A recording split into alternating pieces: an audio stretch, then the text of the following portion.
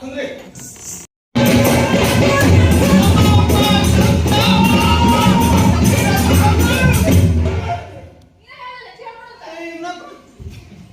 ತಮ್ಮ ಏನಿದೆ ರಂಗದ ಮೇಲೆ ಹಿಂಗೆ ಎಂತ ಅವನಿನ್ ತಮ್ಮ ನಮ್ ಚಿಕ್ಕಪ್ಪನ ಮಗ ಅಂತ ಹೇಳಪ್ಪ ಜಂಗಲ್ ಮದುವೆ ಮಾಡೋ ನೀನು ತಮ್ಮ ರಂಗದ ಮೇಲೆ ಹೆಂಗೆ ನಡೀಬೇಕು ಪಾರದರ್ಶಕತೆ ಇರಬೇಕಾಗ್ತದೆ. ನಾವು ಅಭಿನಯ ಮಾಡುವಾಗ ಅರ್ಥಪೂರ್ವಕವಾಗಿ ಸ್ಪಷ್ಟವಾಗಿ ಏನು ನಾವೆಲ್ಲ ಹೋಗು ಕಷ್ಟ ಹೋಗಲ್ಲ ನಡಿ ಹೋಗಮ್ಮ. ಅಯ್ಯೋ ಹೋದೆಯ ಮನೆಯಲ್ಲಿ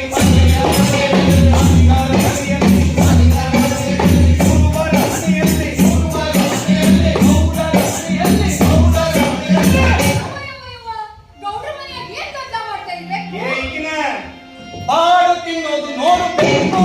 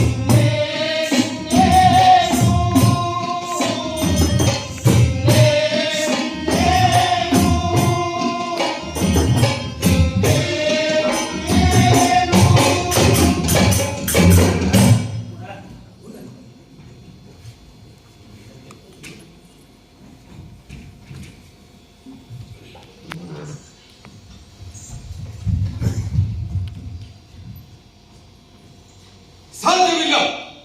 ಆ ಹುಡುಗ ಮಾತ್ರ ಊರಲ್ಲಿ ಹೆಜ್ಜೆ ಇಡತಕ್ಕದ್ದಲ್ಲ. ಒಂದ್ ನಾಟಕ ನೋಡದೆ 3 ವರ್ಷಕ್ಕೂ ಮೀರ್ ಹೋಯ್ತು. ಹೌದು, ಒಂದ್ ಕಾಲದಲ್ಲಿ ತಿಂಗಳಿಗೆ 3-4 ಆಟಗಳು ಆಗದೆ ಇರ್ತಿದ್ದಿಲ್ಲ ನೋಡಿ. ಈಗ ಅದೇ ವೃಕ್ಷ ಚರ್ಚೆ, ವೇದಾಂತ ಮೀಮಾಂಸೆ, ಚರ್ವಿತ ಚರ್ವಣ. ಯಜ್ಞಕ್ರಿಯೆ ಅಂದ್ರೆ ಇಷ್ಟು ಬರಡಾಗ್ಬೇಕೇನು?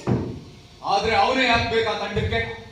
ಅವನು ಜಾತಿಯಿಂದ ನಟನೂ ಅಲ್ಲ. ಮತ್ತೆ ರಾಜ್ರೆ ಆ ಜಾತಿಗಾರ ನಾಯಕ ಅಂತಾನೆ ಇದ್ದ ತಂಡಗಳೆಲ್ಲ ಬರಗಾಲದ ಬೆಗಿಗೆ ಕರಗಿ ಹೋಗಿದೆ. ಪಾತ್ರಧಾರಿಗಳೆಲ್ಲ ಹೊರನಾಡಿಗೆ ಓಡಿ ಹೋಗಿದ್ದಾರೆ. ಅವನಿಂದ ನಾಟಕ ಆಡೋದು ಕಷ್ಟ ಅಂತ. ದೀಕ್ಷಿತರೆ, ನಾಟಕ ಆಡ್ಲಿಕ್ಕೆ ಅಪ್ಪಣೆ ಕೊಡ್ಬೋದಿತ್ತಲ್ಲ. ಒಂದು ಬಿಡ್ಲಿ ದೀಕ್ಷಿತರೆ. ಆದ್ರೆ ಇದಕ್ಕೆ ಅಧ್ವೈನಿಗಳು ಒಪ್ಪೋದಿಲ್ಲ. ಹಾಗಾದ್ರೆ ಅವರಿಗೆ ಒಂದ್ ಮಾತು ಕೇಳೋಣಲ್ಲ? ಹಾ,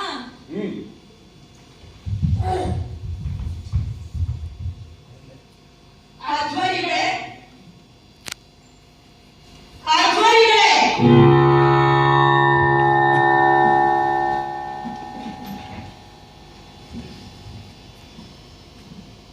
ಕರೆದರೇನು? ನೀನು ಹೇಳು.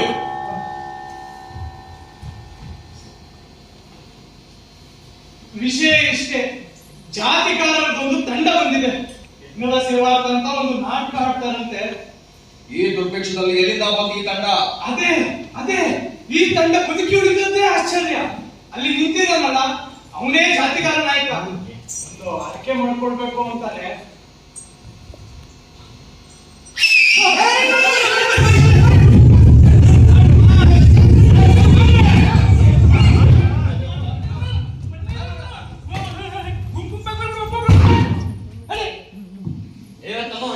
ಮರ್ಯಾದೆ ಕಲೆ ಕೆಲಸ ಮಾಡ್ತಾರೆ.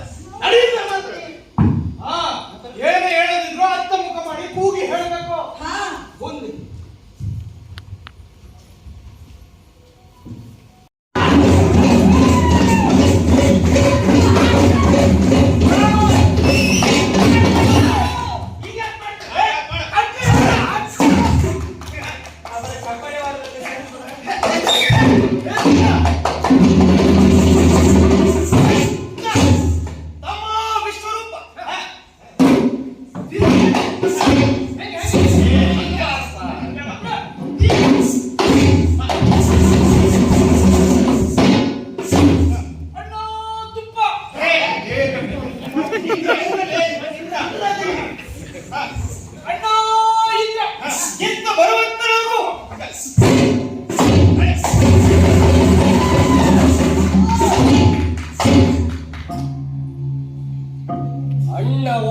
ಹೋಗಿದ್ದ ನಿಂತಿಲೆ ಸ್ವತಃ ಅವನೇ ಬಂದು ನಾಟಕ ನೋಡ್ತಾನಂತೆ.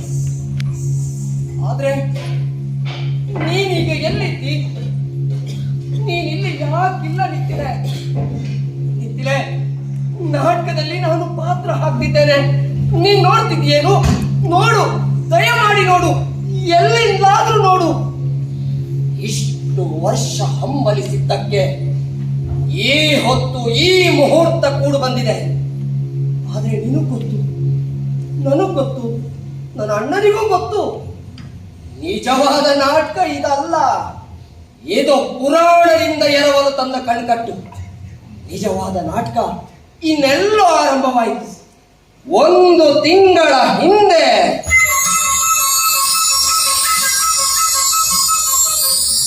ಅಂದು ನಾನು ನೀನು ಒಂದಾಗಿ ಜೀವನ ನಡೆಸುವ ಸನ್ನಾಹದಲ್ಲಿದ್ದೆವು.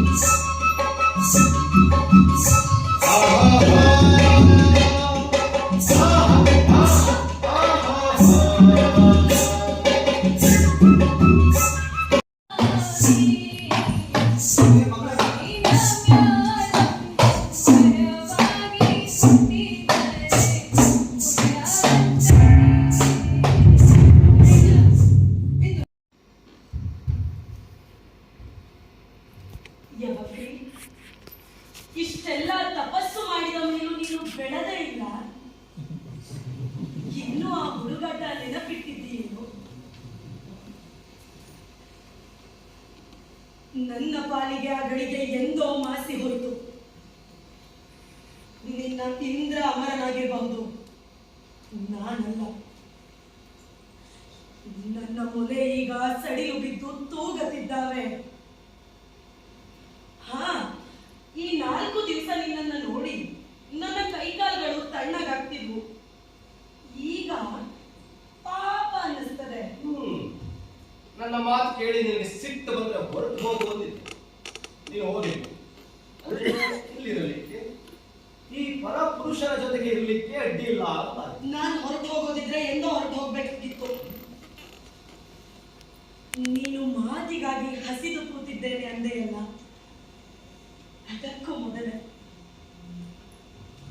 ಒಮ್ಮೆ ನೀನು ಆ ಶಬ್ದಗಳನ್ನಾಡಿದೆ. ಹೊರಟು ಹೋಗುವಗಳಿಗೆ ಜಾರಿ ಹೋಯಿತು. ಹೋಗಬೇಡ ವಿಶಾಖ. ಇದ್ದೇನಲ್ಲ, ನೀನು ಎಂತ ಎಬ್ಬಳ ಯವಕ್ರಿ. ದಡ್ಡ, ನಿನ್ನ ಪ್ರತಿ ಮಾತಿನಲ್ಲೂ ನಿನ್ನ ಕೂಸು ತಲ ಎದ್ದು ಕಾಣ್ತದೆ.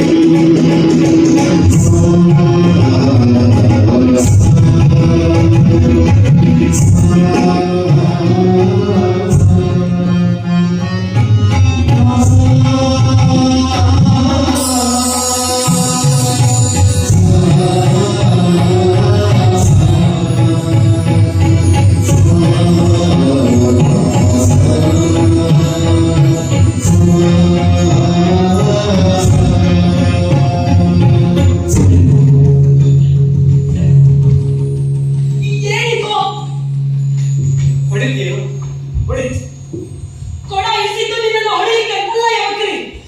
ಭೂಮಿ ಯಾಕೆ ತೆಗೆದ ಅಪರಂಜಿ ಇದು. ಈ ಮೊಸರು ನೀರು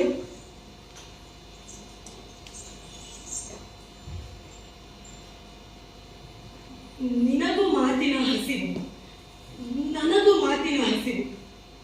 ಬಾ, ಕೂತು ಮಾತಾಡೋಣ. ನೀನು ಆ ಇಂದ್ರ, ನೀವಿಬ್ಬರು ನನ್ನ ಬಾಳಿನ ಅಭಿಮಾನಿ ದೇವತೆಗಳು. ಆದರೆ ನಿಮ್ಮಿಬ್ಬರ ದೆಸೆಯಿಂದ ನನಗೆ ಬ್ರಹ್ಮಚರ್ಯ ಪ್ರಾಪ್ತವಾಯಿತು. ನೀನು ಆ ನೀರನ್ನ ಜೋಪಾನ ಮಾಡಿ ಕಾಪಿಟ್ಟ ಹಾಗೆ ನಾನು ನನ್ನ ವೀರ್ಯವನ್ನು ಸಂಗ್ರಹಿಸಿದ್ದೆ. ಒಂದು ಹನಿ ನೆಲಕ್ಕೆ ಚೆಲ್ಲಲಿಕ್ಕೆ ಬಿಡಲಿಲ್ಲ. ಆದರೆ ಈಗ ಹೀಗೆ ನಿನ್ನ ಎದುರು ನಿಂತಾಗ ಅನ್ನಿಸ್ತದೆ,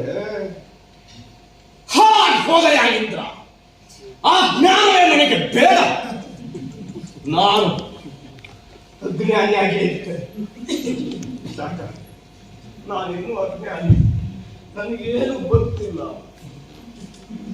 ಇಂದ್ರನಿಗೆ ಮೈ ತುಂಬ ಕಣ್ಣು ಅಂತಾರಲ್ಲ, ನೀನ್ ಕೇಳಿದ್ರೆ ಎಲ್ಲ ಕಣ್ಣು ತೆರಿತಿದ್ನೋ ಏನೋ.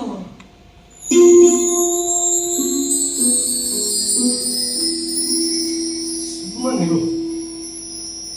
ಗಡಿಬಿಡಿ ಮಾಡಬೇಡ ಯವಕ್ರಿ, ನಿಧಾನ. ಯಾರೊಬ್ಬರನ್ನ ಎಬಡ ಮೂರ್ಖ ಅಂತ ಬೈಯೋದ್ರಲ್ಲಿ ಕಿವಿ ತಿವಿದು ಆಮೇಲೆ ಎತ್ತಿ ಆಡಿಸಿ ಸಮಾಧಾನ ಮಾಡಬೇಕು ಅನ್ನೋ ಹಂಬಲದಲ್ಲಿ ಎಂಥ ಸುಖ ಇದೆ ಅನ್ನೋದೇ ಮರ್ತು ಹೋಗಿತ್ತು.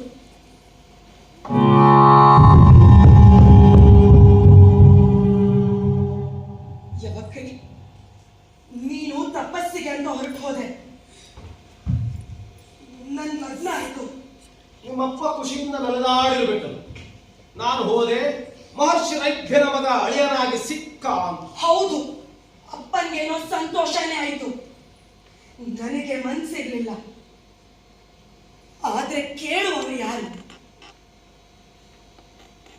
ಆದ್ರೆ ಪ್ರಸ್ತುತ ರಾತ್ರಿ ನನ್ ಗಂಡ ಅಂದ, ನಿನಗೆ ನನ್ನನ್ನು ಲಗ್ನ ಆಗೋ ಮನಸ್ಸಿದ್ದಿಲ್ಲ. ನನಗೂ ಗೊತ್ತಿದೆ. ಆದರೆ ಬೆದರಬೇಡ, ನಿನಗೆಲ್ಲ ಸುಖ ಕೊಡ್ತೇನೆ.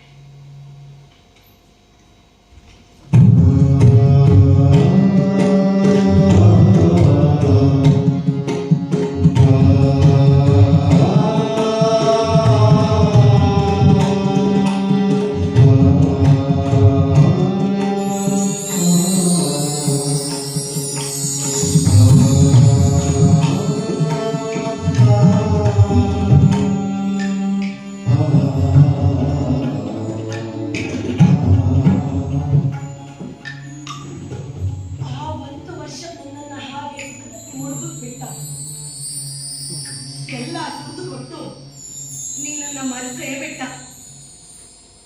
ಒಂದಿನ ಬೆಳಿಗ್ಗೆ ಎದ್ದು, ಇಂದಿಗೆ ನಮ್ಮ ವಿವಾಹಕ್ಕೆ 1 ಸಂವತ್ಸರ ಮುಗಿಯಿತು. ಇಂದಿನಿಂದ ಹೊಸ ದಾರಿ, ಹೊಸ ಅನ್ವೇಷಣೆ.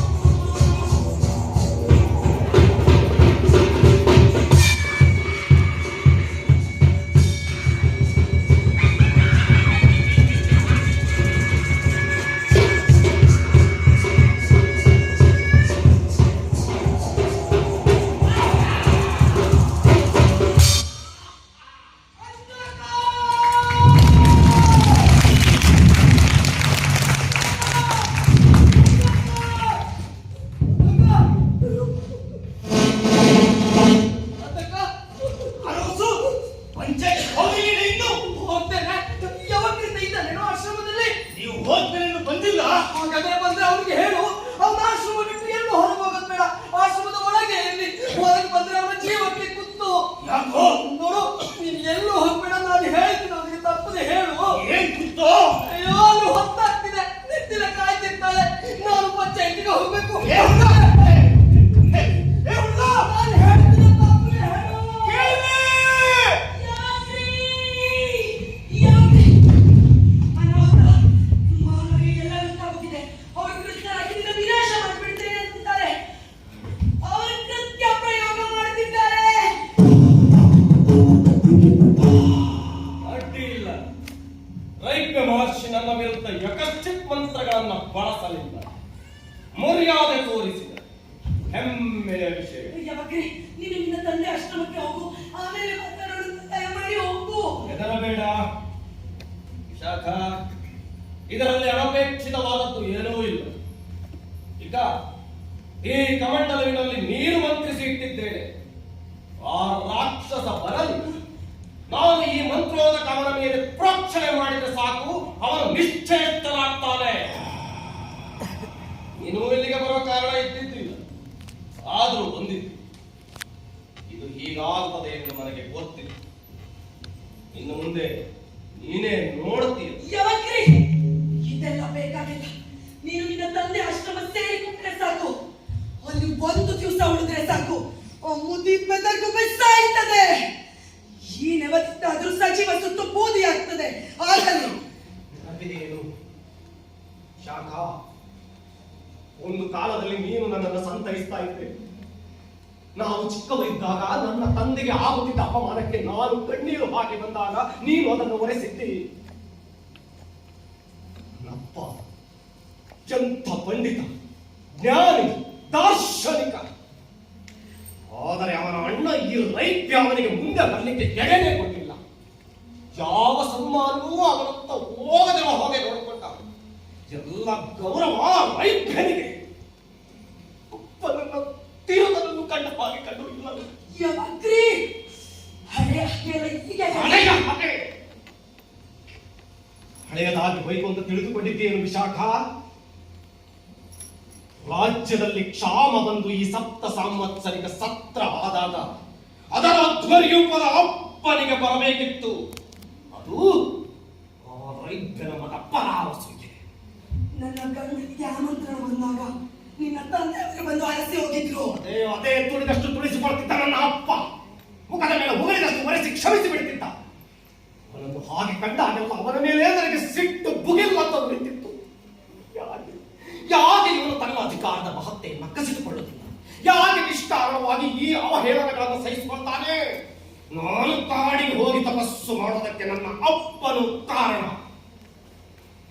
ಯವಕ್ರಿ, ಇಂದು ನಾಡಿನಲ್ಲಿ ಎಲ್ಲರ ಬಾಯಲ್ಲೂ ನಿನ್ನ ಹೆಸರಿದೆ. ಎಲ್ಲರ ಕಣ್ಣಲ್ಲೂ ನಿನ್ನ ಬಗ್ಗೆ ಕೌತುಕ. ಎಲ್ಲ ಸಾಲನ್ನು ಹೋಗುವವರೇ ಉಳಿದವರು ಎಷ್ಟು ಹೊಗಳಿದರೆ ಏನು ಪ್ರಯೋಜನ? ಎಲ್ಲಿದ್ದಾನ ರಾಕ್ಷಸ? ಓ ರಾಕ್ಷಸ, ಬಾ. ಯವಕ್ರಿ, ಹೇಳು ಶಾಖ. ನಾನು ಕಾಡಿನಲ್ಲಿ ತಪಸ್ಸಿನಲ್ಲಿ ನಿರತನಾಗಿದ್ದಾಗ ಇಂದ್ರ ಮತ್ತೂ ಒಮ್ಮೆ ಪ್ರತ್ಯಕ್ಷನಾದ. ಆ ದಿನ ಅವನು ಪ್ರಸನ್ನನಾಗಿದ್ದ. ಅಗ್ರಿತ, ಈ ದಿನ ನೀನು ಜಯಿಸ್ತಿ. ಈ ಜಯದಿಂದಾಗಿ ನಿನ್ನಲ್ಲಿರುವ ಮನೋವಿಕಾರಗಳನ್ನು ನೀನು ನಿಗ್ರಹಿಸಿ, ನಿನ್ನಲ್ಲಿರುವ ಕ್ರೋಧ, ಮದ, ಮತ್ಸರಗಳನ್ನು ದಮನ ಮಾಡುತ್ತೀಯ ಅಂತ ಮೊದಲೇ ಕೂಗಿದೆ. ಇಲ್ಲ, ನನಗೆ ಆ ಜ್ಞಾನ ಬೇಡ. ಅದು ಜ್ಞಾನ ಅಲ್ಲ, ಆತ್ಮಹತ್ಯೆ. ಯಾಕೆಂದರೆ ಈ ಮನೋವಿಕಾರವೇ ನಾನು, ಈ ಮನ್ಯು ನಾನು, ಈ ಅಹಂಕಾರ, ಅಸೂಯೆ, ಕ್ಷುದ್ರತೆ, ಯಾತನೆ ಇದೆಲ್ಲ ನಾನು. ನನಗೆ ಈ ದುರ್ಗುಣಗಳನ್ನೆಲ್ಲ ಒಪ್ಪಿಕೊಳ್ಳುವಂತಹ ಜ್ಞಾನ ಬೇಕು ಒಂದೇ. ನಕ್ಕು ಕಣ್ಮರೆಯಾದ. ಈಗ ನಿಮ್ಗೇನಾದ್ರೂ ಆದ್ರೆ ನನ್ನನ್ನು ನಾನು ಎಂದು ಕ್ಷಮಿಸಿಕೊಳ್ಳಾರೆ. ಮಕ್ಕಳಿ, ದಯಮಾಡಿ ನಿನ್ನ ತಂದೆ ಆಶ್ರಮಕ್ಕೆ ಹೋಗು, ಬೇಡಿಕೊಳ್ತೇನೆ. ನಿನಗೆಲ್ಲರಿಗೂ ಅರ್ಥ ಆಗುದಿಲ್ವೇನು? ಪ್ರಜ್ಞೆ, ಬುದ್ಧಿ ಆಗುದಿಲ್ವೇನು? ಓಡಿ ಹೋಗಿದ್ರೆ ನಾನೇ ಯಾಕೆ ಆಹ್ವಾನ ಕೊಡ್ತಾ ಇದ್ದೆ?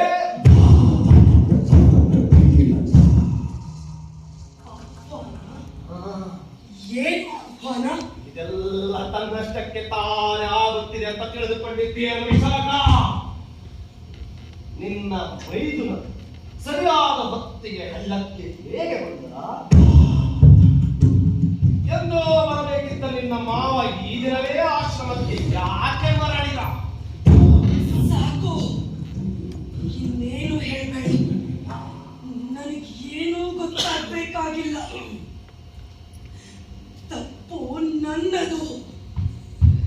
ನಾನು ನಿನ್ನ ಮಾತಿಗೆ ಸೋಲ್ಬಾರ್ದಿತ್ತು. ನೀನು ಒಪ್ಪಿದೆ. ಕೆಲಸ ಸಲೀಸಾಗಿ ಕೈಗೂಡಿತು.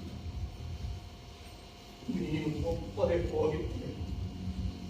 ನಿನ್ನನ್ನು ಬಲಾತ್ಕಾರವಾಗಿ ವಶಪಡಿಸಿಕೊಳ್ಳಬೇಕಾಗುತ್ತಿತ್ತು.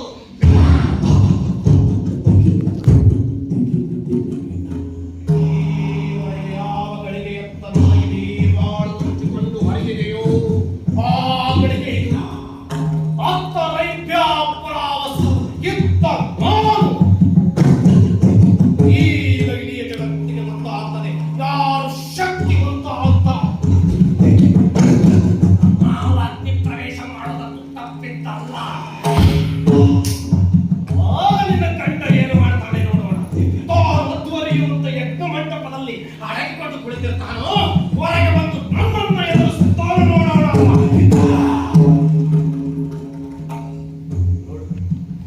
ಹೇಗೆ ಕಂಪಿಸುತ್ತಿದ್ದೇನೆ, ಹೇಗೆ ನರಳುತ್ತಿದ್ದೇನೆ. ಅಂದುಕೊಂಡದ್ದೆಲ್ಲ ಸುಗಮವಾಗಿ ಆಗುತ್ತಿದೆ.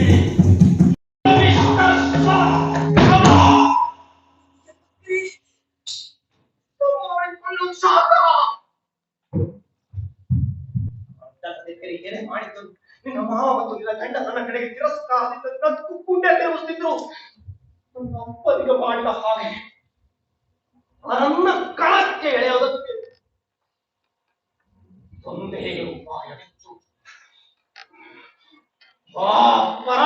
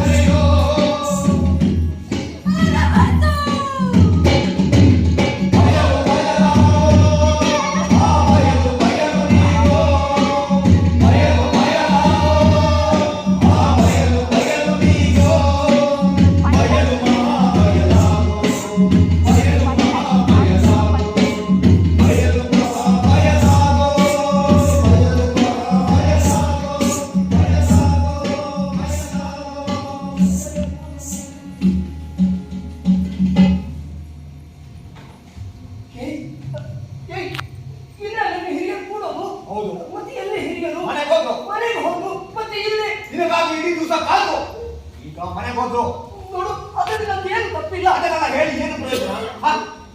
ಆಗೋದಿಲ್ಲ, ಆಗೋಯ್ತು ಆಗ ಹೋಯ್ತು. ನೋಡು, ನನ್ನದು ಏನು ತಪ್ಪಿಲ್ಲ.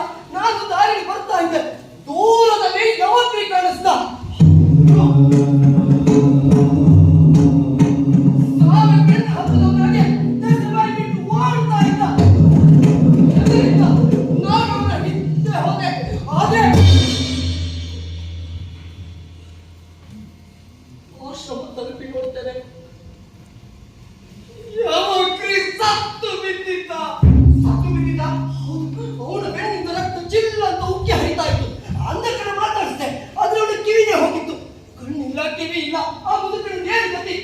ಹಾಗೆ ರಕ್ತದ ವಾಸನೆ ಮೂಸ್ತ ಕಾಡು ಪ್ರಾಣಿಗಳು ಸುತ್ತ ಸುಳಿದಾಡ್ತಿದ್ವು.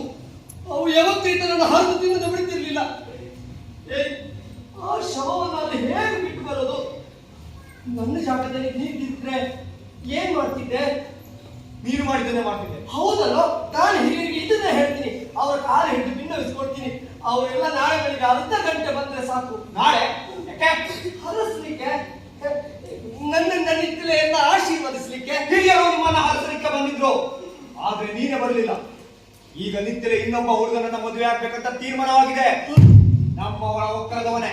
ಇಲ್ಲ, ಇದು ಸಾಧ್ಯ ಇಲ್ಲ. ಹಿರಿಯರ ಮಾತು ಮೀರುವ ಆಗಿಲ್ಲ. ಆದ್ರೆ ನೋಡು, ಸೂರ್ಯ ಇನ್ನೂ ಮುಳುಗಿಲ್ಲ.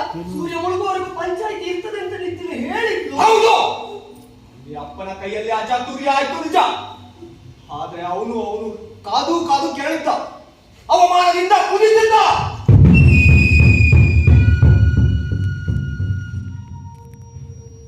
ಈ ನಿಂತಿನ ದೆಸೆಯಿಂದ ಊರ ಮಾನ ಹಾಳಾಯ್ತು.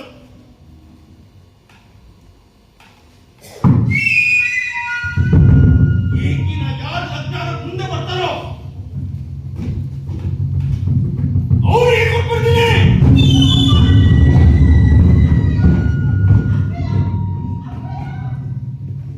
ಅಂತ ಘೋಷಣೆ ಮಾಡ್ದ. ಪುಣ್ಯಕ್ಕೆ ನೆರೆ ಊರಿಂದ ಒಬ್ಬ ಹುಡುಗ ಬಂದಿದ್ದ. ತಾನೇ ಮುಂದೆ ಬಂದು ಲಗ್ನ ಹಾಕುವುದಾಗಿ ಒಪ್ಕೊಂಡ. ದೊಡ್ಡ ಗುಣ ಏನಲ್ಲ, ಆದ್ರೆ ಒಳ್ಳೆಯವನು. ನೋಡು, ನಿಂತಿಲೆ ಒಳ್ಳೆ ಮನೆ ಸೇರುತ್ತಾಳೆ, ಅದ್ರಲ್ಲಿ ಸಮಾಧಾನ ಪಡ್ಕೋ. ಇಲ್ಲ, ನಾನಿದು ನಂಬೋದಿಲ್ಲ. ನೀನ್ ಜಾಸ್ತಿ ಮಾಡ್ತೀನಿ. ಹೌದಲ್ಲ? ಹೌದು, ಹಿರಿಯರು ಒಪ್ಪಿಗೆ ಕೊಟ್ಟಾಯ್ತು. ಇನ್ನು ಯಾರು ಏನು ಮಾಡುವ ಹಾಗಿಲ್ಲ. ಇನ್ನು ಕೇವಲ ಅರ್ಧ ಗಂಟೆ ಮೊದಲು ಬಂದಿದ್ರೆ ಕತ್ತಲೆ ಬೇರೆ ಆಗ್ತಿತ್ತು. ಗಂಟೆ ನೋಡು, ನಾನು ಆ ಹುಡುಗನ ಕಾಲ ಹಿಡಿದು ಬೇಡ್ಕೊಳ್ತೇನೆ. ಅವನಿಗೆ ನಿಂತಿಲೇನ ಬಿಟ್ಟುಕೊಡ್ಲಿ. ನಾನು ಅವನ ಆಳಗೆ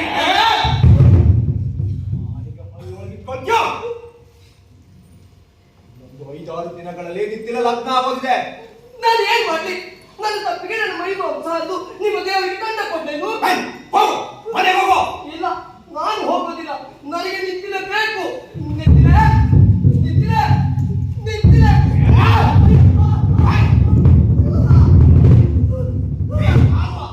ನೀನು ಇಲ್ಲಿ ತನಕ ಮಾಡಿರೋ ಹಗರಣಗಳೇ ಸಾಕು.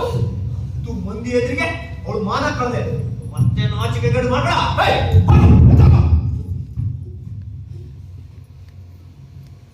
ನಾನು ನಿಂತಿಲೆನ ಮಾತಾಡಿಸ್ಬೋದೇನು? ಇಲ್ಲ, ಆಕೆ ಲಗ್ನವಾಗೋ ತನಕ ಬೇರೆ ಗಂಡಸರ ಮುಖ ನೋಡುವ ಹಾಗಿಲ್ಲ. ಲಗ್ನ ಆದ್ಮೇಲೆ ಅದು ಮಾತಾಡಿಸ್ಬೋದೇನು? ಅದು ಆಕೆಗೆ ಬಿಟ್ಟದ್ದು, ಆಕೆ ಗಂಡರಿಗೆ ಬಿಟ್ಟದ್ದು. ಹೇಗಿದ್ದಾಳೆ ನಿಂತಿಲೆ? ಇನ್ನು ಹೇಗಿರ್ತಾಳೆ? ಇಡೀ ದಿವಸ ಚಿಡಿಬರಿಸ್ತಿದ್ದು, ಈಗ ಕಣ್ಣು ಹೊತ್ತಿರಬೇಕು. ನೋಡು, ಮತ್ತೆ ಅವಳು ಕಂಡ್ರ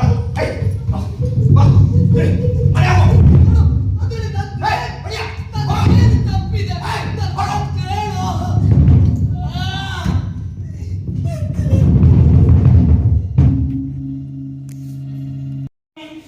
ಅಯ್ಯೋ ಉತ್ತರಿ ಮಳೆ ಬಂತು.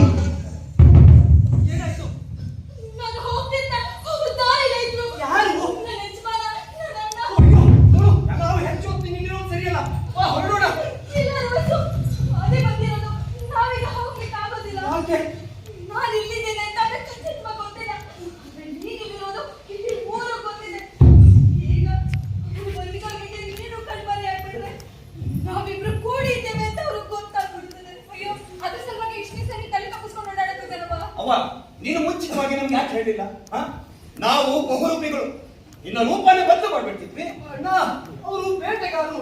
ಅವ್ರು ಗುರುತು ಹಿಡಿಯೋದು ಕಣ್ಣಿನಿಂದಲ್ಲ, ಮೂಗಿನಿಂದ. ಒಮ್ಮೆ ವಾಸನೆ ಹತ್ತಿತ್ತು ಅಂದ್ರೆ ಅವರು ಪಾತಾಳ ಸೇರಿದ್ರು ಬಿಡೋದಿಲ್ಲ.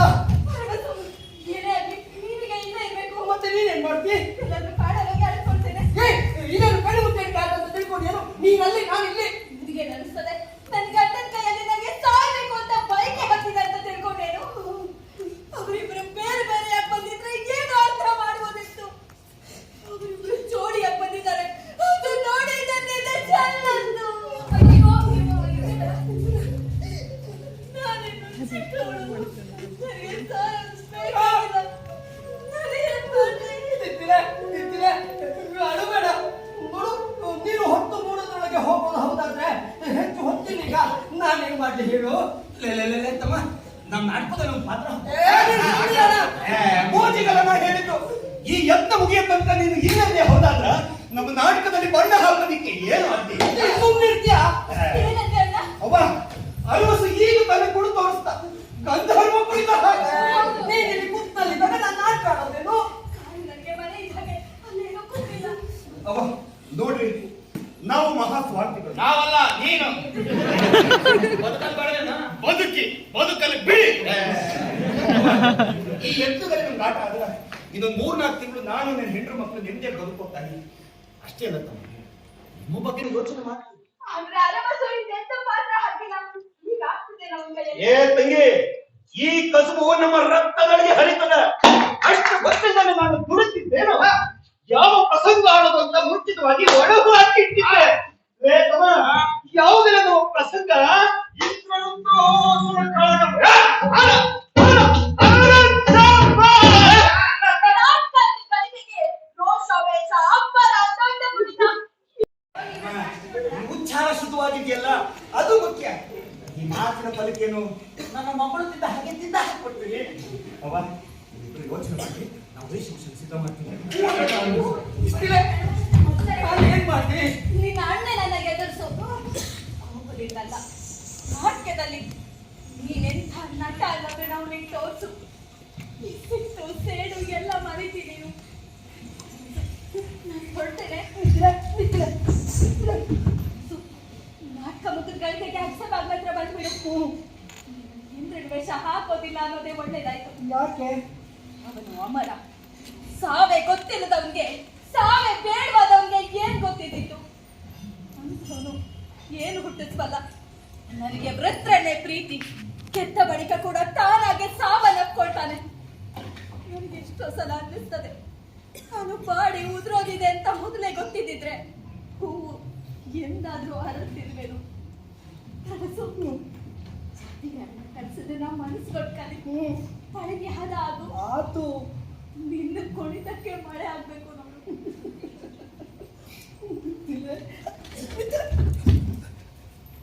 ನಿತ್ತಿಲ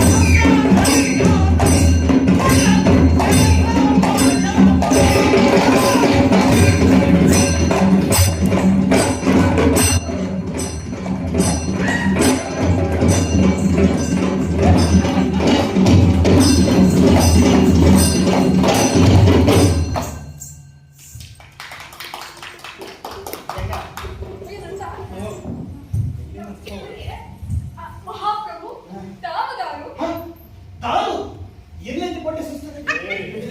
ನನ್ ಬಂಗಾರ ಕುಡಿದು ಕುಡಿದ್ರೆ ಸಾಯ್ಬಾರ್ದು. ಕುಡಿದ್ರೆ ಒಮ್ಮೆ ಕುಡಿದ್ರು ನಡಿ ನಾಟಕ ಮಾಡಿ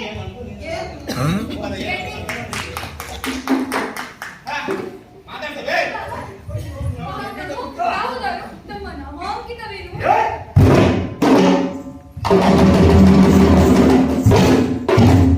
ನಾನು ಇಂದ್ರ, ದೇವೇಂದ್ರ ಅಂದವೇ ನನ್ನ 3 ಲೋಕಗಳ ಅಧಿಪತ್ಯ ಭದ್ರವಾಗಿರಬೇಕಲ್ಲವೇ?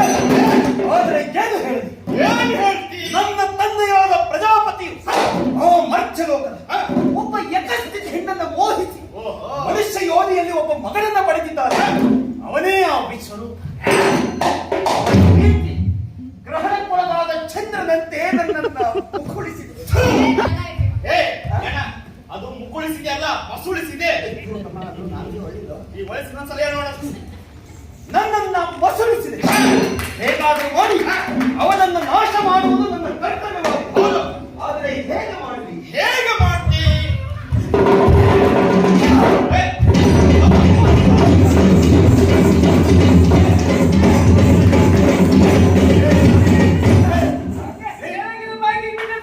ಏ ಸ್ವಾಮಿ, ನೀವು ಮಾಡಿದ ನಮ್ಮ ಬ್ಯಾಂಕ್ ಕಳಿಸ್ತೇನಲ್ಲ?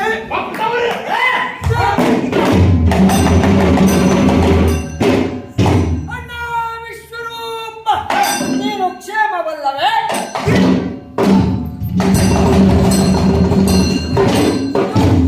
ತುಂಗೋರುದ್ರ, ನನ್ನ ಬೆನ್ನಿಗೆ ನೀನಿರುವಾಗ ನನಗೆ ಯಾವ ಭಯ? ಏನು? ನನ್ನ ತಂದೆಯಾದ ಪ್ರಜಾಪತಿಯು ಒಬ್ಬ ರಾಕ್ಷಸ ಯೋನಿಯಲ್ಲಿ ಒಬ್ಬ ಮಗನನ್ನ ಪಡೆದಿದ್ದಾನೆ. ಅವನೇ ರುದ್ರಾಸುರ.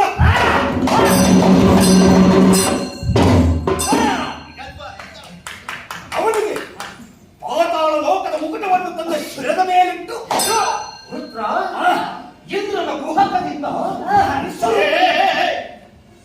ಕಮ್ಮಿ ಮಾಡ್ಸೋದು.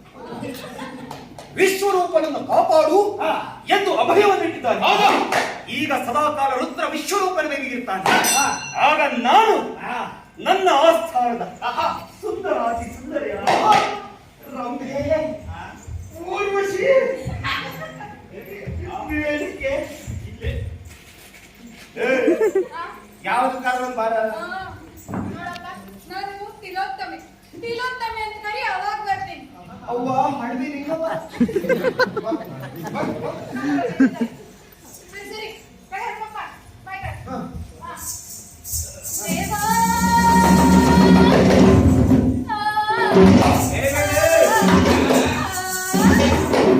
ಸಂತ ಮಾಮ ಸಂತ ಮಾಮ ಸಂದು ಕಲ್ಲಿ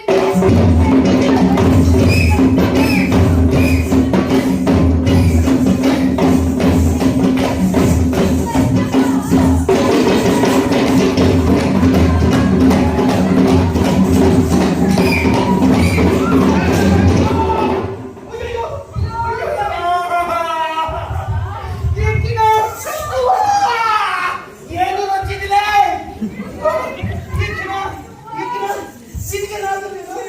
ನೀನು ದೊಡ್ಡ ಹೊತ್ಕೊಂಡಿ, ನೀನು ತಮಾಷೆ ಹೊತ್ಕೊಂಡಿ. ನೀನಲ್ಲ ಅವ್ನಿಗೆ ಹೆಜ್ಜೆ ಹಾಕೋಣ ಅಂತ ಅನ್ಕೊಂಡೆ ನೋಡಿ.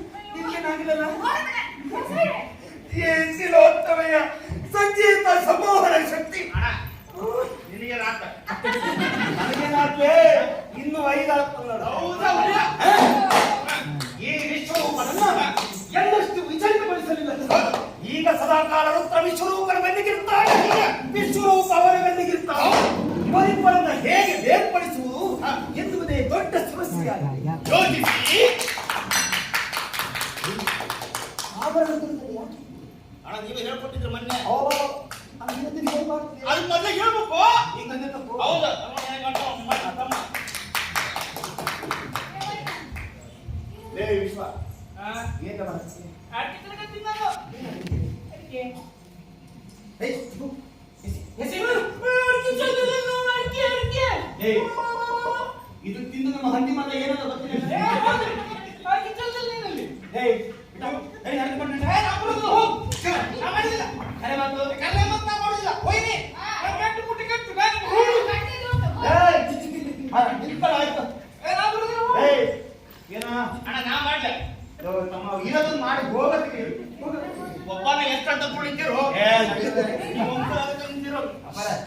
ನಮ್ಮ ನಾಟಕದಲ್ಲಿ ಏನಾದ್ರು ಒಂದು ಪಾತ್ರ ಗೀತ್ರ ಹಂಗೆ ಬಿಟ್ಟಿರೇನ?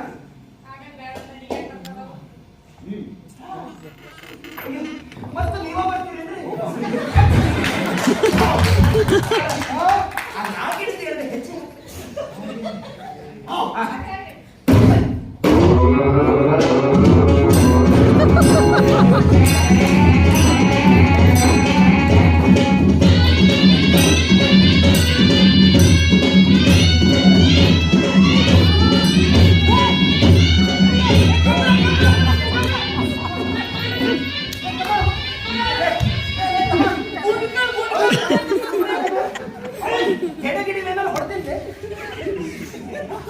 ನಾನಿನ್ನೂ ಹಾವಾಗಿಲ್ಲ.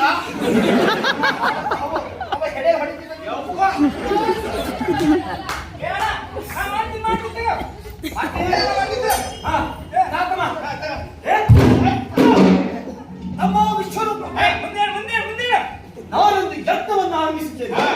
ನನ್ನ ತಮ್ಮನಾದ ನೀನೂ ಬರಬೇಕು. ನನ್ನ ಅಗ್ರಜನಿಂದ ನನಗೆ ಬೇರೆ ಆಮಂತ್ರಣ ಬೇಕೆ. ಸುದ್ದಿ ತಲುಪಿದೊಡನೆ ಆಮಂತ್ರಣವಿಲ್ಲದಿದ್ದರೂ ಬಂದು ಬಿಡುತ್ತೇನೆ. ಯತ್ನ ಮಂಟಪವನ್ನು ಪ್ರವೇಶಿಸ. ನೀನು ಬರಬಹುದು, ಆದರೆ ರುದ್ರನಿಗೆ ಇಲ್ಲಿ ಪ್ರವೇಶವಿಲ್ಲ. ಏಕೆಂದರೆ ಅವನು ದಾನವ, ಅಸುರ. ಆದರೆ ನಮ್ಮಿಬ್ಬರ ತಂದೆಯಾದ ಪ್ರಜಾಪತಿಯು ಅವನ ತಂದೆ. ಹೌದು, ಅವನು ನಮ್ಮ ಬಂಧು ಬ್ರಾಹ್ಮಣ. ಅವನ ತಾಯಿ ರಾಕ್ಷಸಿ. ರಾಕ್ಷಸ ಯೋನಿಯನ್ನು ಜನಿಸಿದವರಿಗೆ ಯಜ್ಞ ಮಂಟಪವನ್ನು ಪ್ರವೇಶ ಮಾಡುವ ಅಧಿಕಾರವಿಲ್ಲ. ಇದು ಸನಾತನ ನಿಯಮ.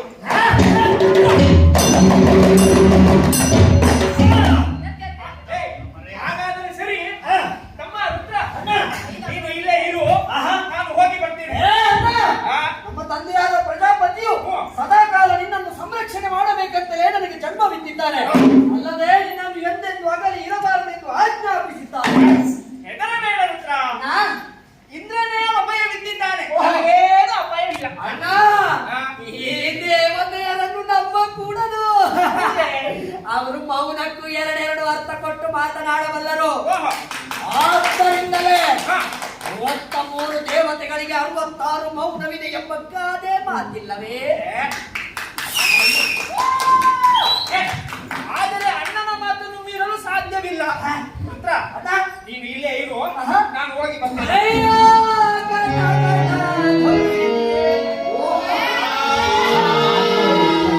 ಈ ರಾಕ್ಷಸನಾಗಿ ಹುಟ್ಟಿದವನ ಹಣೆ ಬರವೇ ಹೀಗ. ನಾನು ಎಷ್ಟು ಹೇಳಿದರೂ ನೀನು ಕೇಳಲವೇ? ಅಣ್ಣ,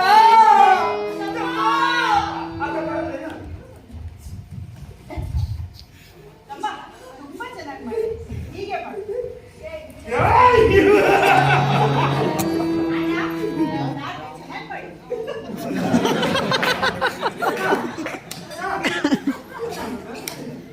ತಮ್ಮ ಇದೆಲ್ಲ ನನಗೆ ಆಸಕ್ತಿ ಇಲ್ಲ ಕಣಪ್ಪ.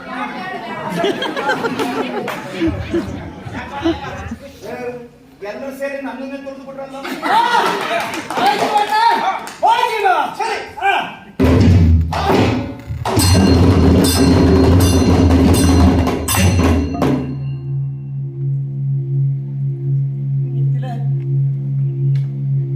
ನೀನಿಲ್ಲಿ ಯಾಕಿಲ್ಲ? ನಾನಿಂತ ಅದ್ಭುತ ನಟ ಅಂತ ನನಗೆ ಗೊತ್ತಿರಲಿಲ್ಲ. ನನ್ನ ಅಭಿನಯಕ್ಕೆ ಪ್ರೇಕ್ಷಕರು ಹುಚ್ಚಾಗ್ತಿದ್ದಾರೆ. ಅಲೆಯ ಹಿಂದೆ ಅಲೆ ಬರುವ ಹಾಗೆ ಅವರ ಪ್ರೋತ್ಸಾಹ ನನ್ನನ್ನು ತಪ್ತಾ ಇದೆ. ಈ ಉನ್ಮಾದದ ಕ್ಷಣಕ್ಕಾಗಿ ಹಂಬಲಿಸಿದ್ದೆ. ಆದ್ರೆ ಆ ಗಳಿಗೆ ಕೂಡಿ ಬಂದಾಗ ನೀನು ಎಲ್ಲಿದ್ದಿ? ಯಾವ ಕಾಡಿನಲ್ಲಿ ಒಬ್ಬಳೇ?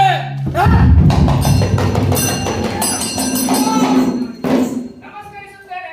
ತಮ್ಮ, ಬೇರೆ ನೋಡಲ್ಲಿ ಆಕಾಶ ಎಲ್ಲಿ?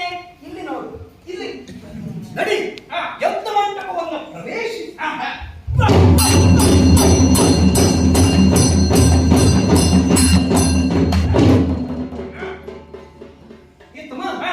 ಈ ಮುಖವೇದಿ ಎದುರಿಗೆ ಕುಳಿತು ದೇವತೆಗಳಿಗೆ ಹವಿಸ್ಸನ್ನು ಅರ್ಪಿಸು. ತೆಗೆದುಕೋ ಬಿಸಿ ತುಪ್ಪ.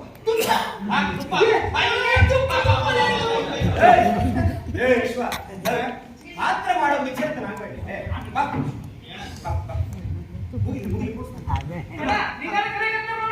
ಯಾರಪ್ಪ ಅದು?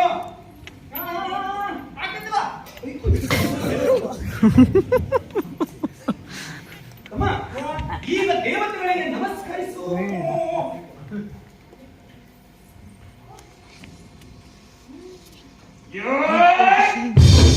ತಪ್ಪು. ಏನು ತಪ್ಪು? ಇಂದ್ರ ಗೊತ್ತಿದ್ದು ದ್ರೋಹ ಬಗೆಯಲಿಲ್ಲ, ಮತ್ತೆ ಅವನು ಹೆದರಿಕೆ. ಎಂತ ಹೆದರಿಕೆ!